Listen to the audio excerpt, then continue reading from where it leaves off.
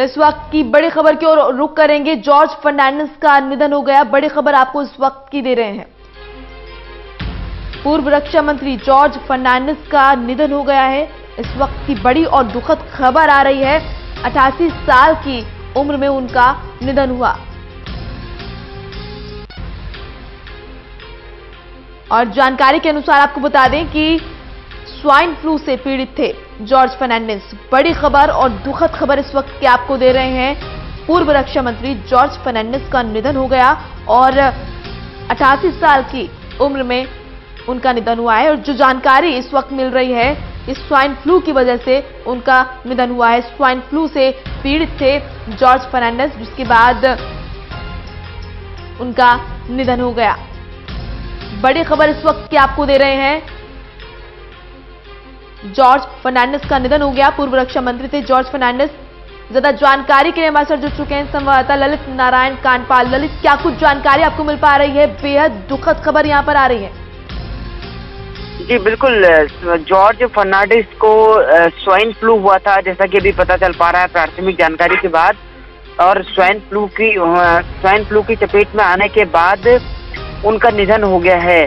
और जो दरअसल जॉर्ज फर्नांडिस पहले समता पार्टी के एक बड़े नेता रहे थे जी। उसके उसके बाद जनता दल यूनाइटेड में वो आ गए थे। लेकिन हम जानते हैं कि अटल बिहारी वाजपेयी सरकार के समय रक्षा मंत्री भी वो रहे थे। और उन्होंने जो रक्षा मंत्री रहते हुए कई अहम कदम उठाए थे रक्षा के क्षेत्र में। काफी बड़े नेता के तौर पर उनको देखा जाता था। लेकिन जिस तरह से उनका निधन हुआ है, वो वास्तव में एक भारतीय राजनीति के लिए कहा जाए कि बड़े दुख की खबर है। और कहा जा सकता है कि जॉर्ज फर्नांडिस के साथ इमरजेंसी आपातकाल से लेकर वाजपेयी सरकार में रक्षा मंत्री रहने तक वो काफी एक्टिव रहे। शरद यादव जो है उनके काफी करीबी नेताओं में देखे जाते हैं जॉर्ज फर्नांडिस के। तो ऐसे में जो जॉर्ज फर्नांडिस का जिस तरह से आज निधन हुआ है, ये भारतीय राजनीति के एक युग का अंत के तौर पर इसको कहा जा सकता है। बहुत बड़े नेता रहे हैं जॉर्ज फर्नांडिस।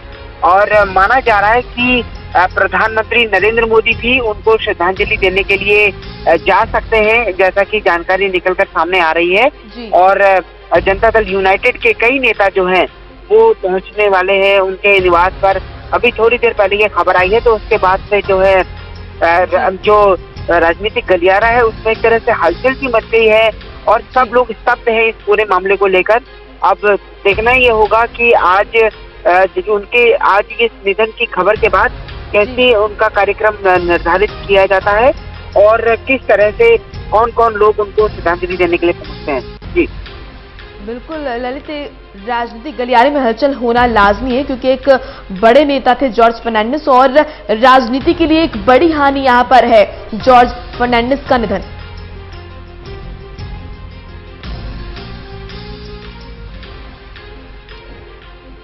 ललित, आपको हमारी आवाज आ रही है? जी जी जी जी जी।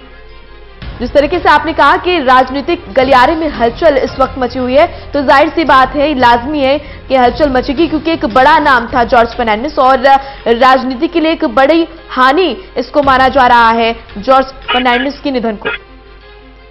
जी बिल्कुल, जॉर्ज फर्नांडिस के निधन के बाद जो है सभी लोग बड़े सकते में हैं। अभी हमने देखा कि स्वाइन फ्लू की चपेट में जो है बीजेपी के राष्ट्रीय अध्यक्ष अमित शाह भी आ गए थे, लेकिन उनको इलाज दिया गया तो उसके बाद अब वो स्वस्थ हैं।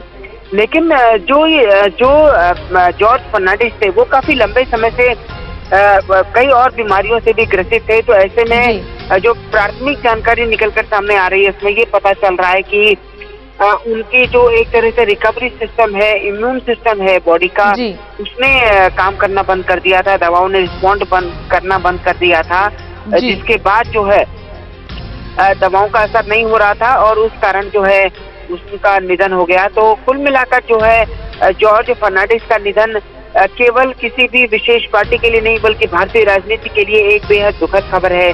जॉर्ज फर्नांडिस एक ऐसे नेता भी रहे जिन पर कभी कोई आरोप नहीं लगा राजनीति में रहते हुए, जबकि राजनीति के समुद्र में इस तरह की बातें होना लाजमी हो जाता है। एक तरह से सामान्य सी बात हो गई है मौजूदा दौर में अगर देखा जाए तो। लेकिन जिस तरह से जॉर्ज फर्नांडिस ने राजनीति की, उस राजनीति के बाद जो है एक कहा जा सकता है कि उन्होंने राजनीति देश हित में राजनीति की और हमेशा देश को उसके सर्वोपरि रखा।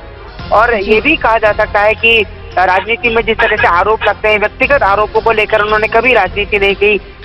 सभी नेताओं से उनके बड़े अच्छे संबंध थे, तो उसी को लेकर जो है आज अब इस पूरे मामले के इस खबर के आने के बाद एक तरह से सभी लोग स्तब्ध हैं और सभी लोग आज उनको श्रद्धांजलि देने के लिए आ सकते हैं। जी चलिए, बहुत बहुत शुक्रिया आपका ललित, तमाम जानकारी के लिए। बेहद दुखद खबर ये है और आपको बता दें कि राजनीति में लंबा सफर और बहुत अच्छा सफर उन्होंने तय किया था जॉर्ज फर्नांडिस ने। पूर्व रक्षा मंत्री रहे हैं जॉर्ज फर्नांडिस और स्वाइन फ्लू के चलते उनका निधन हुआ है। जिस तरह की जानकारी सामने आ रही है इस वक्त, आपको बता दें कि लंबे समय से वो बीमारी से ग्रसित थे और यहां पर अब जो खबर निकलकर सामने आ रही है कि स्वाइन फ्लू के चलते उनका निधन हुआ है। 88 साल की उम्र में उन्होंने अंतिम सांस ली और पूर्व रक्षा मंत्री रहते हुए देश के लिए बड़े बड़े कदम उन्होंने उठाए हैं और बहुत सहयोग यहां पर देश में दिया है। देश के विकास के लिए उन्होंने बड़े फैसले भी लिए हैं। कद्दावर नेता माने जाते थे, तो यहां पर जॉर्ज फर्नांडिस के निधन को सिर्फ केवल एक पार्टी या किसी समुदाय के लिए दुख की बात या हानि की बात नहीं है, पूरे देश के लिए यहां पर हानि है, क्योंकि जॉर्ज फर्नांडिस अपने आप में एक बड़ा नाम, एक बड़े नेता और एक बड़ी शख्सियत रह चुके हैं। आपको बता दें कि जॉर्ज फर्नांडिस जो है अटल बिहारी वाजपेयी जी के साथ रहकर उन्होंने बहुत सारे बड़े और अहम फैसले लिए। इसी के साथ आपको बता दें कि जो जानकारी इस वक्त निकल के सामने आ रही है, दिल्ली के मैक्स अस्पताल में उनका निधन हुआ है।